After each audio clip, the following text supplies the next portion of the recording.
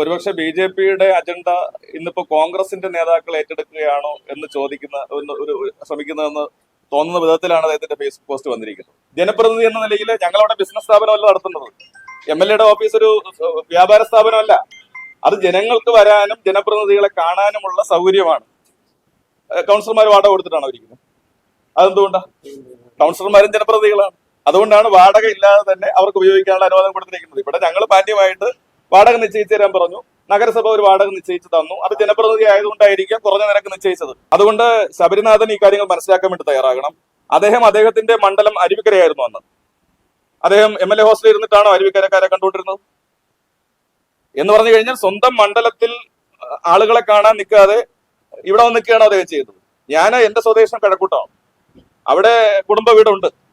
പക്ഷെ വട്ടിയൂർക്കാവിൽ വീടില്ലാത്തതുകൊണ്ട് ഇവിടെ വന്ന് ലോൺ എടുത്ത് വീട് വാങ്ങി ഇവിടെ താമസിക്കുകയാണ്. എന്തിനാ? ഇവിടുത്തെ ആളുകൾക്ക് അതാണ് സൗകര്യം. വട്ടിയൂർക്കാവിന്റെ എം.എൽ.എ ആയതുകൊണ്ട് എന്നെ തിരക്ക് മറ്റിടത്തും പോകേണ്ട കാര്യമില്ല. വട്ടിയൂർക്കാവിൽ തന്നെ വന്നാൽ എം.എൽ.എ കാണാം.